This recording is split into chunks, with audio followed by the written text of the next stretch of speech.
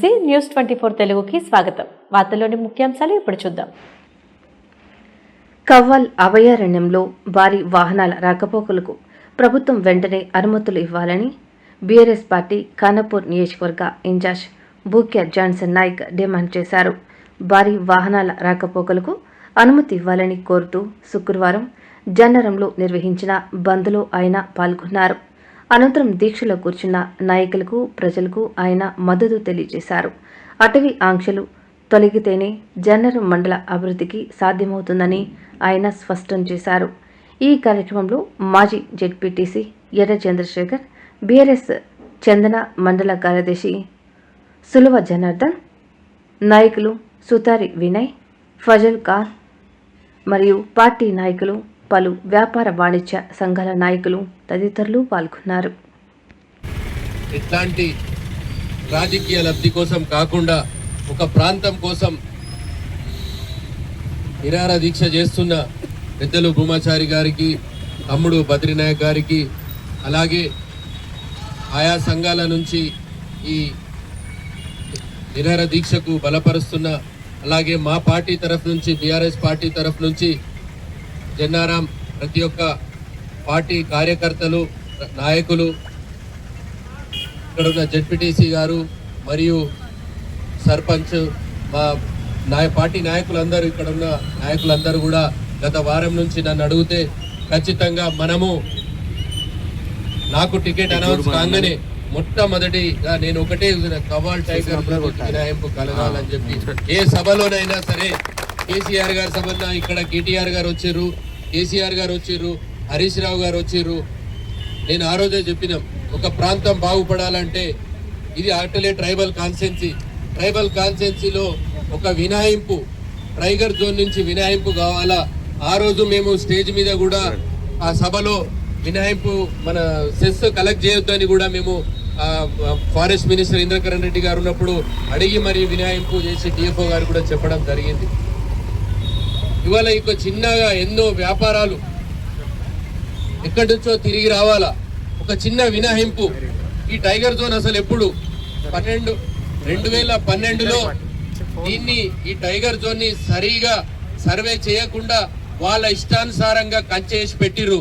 నేను ప్రతి సభలో నేను గట్టిగా చెప్పిన, ఇది కాంగ్రెస్ వేసిన కంచా, ఈ అభివృద్ధికి కాంగ్రెస్ వేసిన కంచా అని. ఖచ్చితంగా ఆ రోజు మీరు మాకు ఆశీర్వదించండి, ఈ కంచెను తొలగించే బాధ్యత నాది, నేను ఖచ్చితంగా ఇక్కడి నుంచి ఈ వినాయింపు తీసుకొస్తా అని చెప్పి నేను మాటిచ్చిన.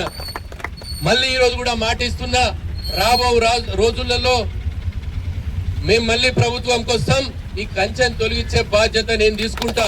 ఈ రాష్ట్రంతో అయినా సరే నేను చెప్పిన కేంద్రం నుంచి ఈ వినాయింపు జరగకపోతే నేను ఇక్కడ ఈ నిరాహార దీక్ష నుంచి మాటిస్తున్నా, మనం అందరం ఏపీ ఎక్స్ప్రెస్ లో ఢిల్లీకి పోయి మనం సెంట్రల్ మినిస్టర్ దగ్గర అక్కడ నిరాహార దీక్ష చేసి వినాయింపు తీసుకొస్తామని చెప్పి నేను మాటిస్తున్నా. ఎందుకంటే ఈ టైగర్ జోన్ నుంచి వినాయింపు లేకపోతే అభివృద్ధి జరగదు.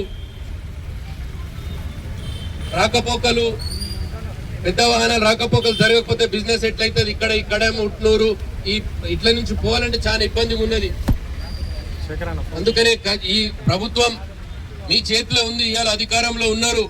ఈ వినాయింపు రాకపోకలు కొన్ని టైమింగ్లు పెట్టి, మీకు ఏదైనా ఇబ్బంది ఉంటే కొన్ని ఒక టైమింగ్ లో పెట్టి వినాయింపు ఖచ్చితంగా ఈ నిరాహార దీక్ష జరిగే వరకు జరుగుతుంది, వినాయింపు జరిగే వరకు జరుగుతుంది.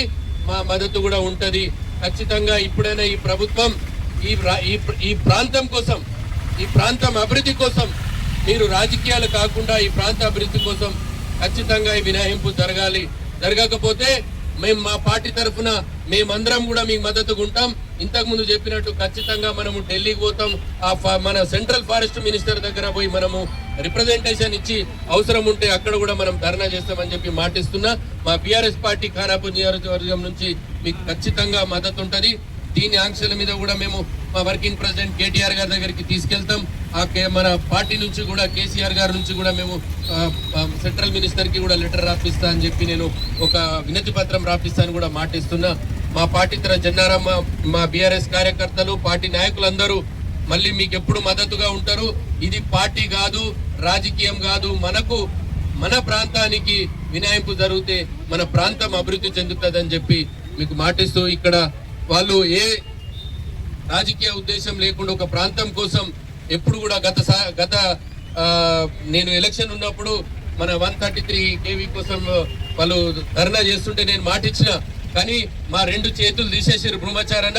ఖచ్చితంగా రాబో రోజులలో మన ప్రభుత్వం ఉంటుంది, అది తీసుకొచ్చే బాధ్యత నేను తీసుకుంటా. నేను జన్నారంలో సభ పెట్టించి నేను ఆ రోజు చెప్పిన మేము చేస్తామని ఖచ్చితంగా. కానీ ఇప్పుడున్న ప్రభుత్వానికి 1 ఇంచు అభివృద్ధి కూడా ఇక్కడ జరగలేదు. రాబో రోజులలో మేము ఏదైతే మాట ఇచ్చినామో రాగానే మేము ఖచ్చితంగా చేస్తాం. 133 KB మేము తీసుకొస్తా అని చెప్పి ఆ రోజు మాట ఇచ్చినాం. మళ్ళీ ఇవాళ కూడా చెప్తున్నా, నేను ఎప్పుడైనా కానీ ప్రజల సమస్య మీద ఉంటే మేము మా పార్టీ తరఫున నా తరఫున ఎప్పుడు మీకు మేము అండగా ఉంటామని చెప్పి మాటిస్తూ మేము ఈ ఖచ్చితంగా ఈ ప్రభుత్వం వీళ్ళని ఇంకా మీరు పరీక్ష పెట్టకుండా వినాయింపు చేయాలని చెప్పి మేము కోరుకుంటున్నాం. ఈ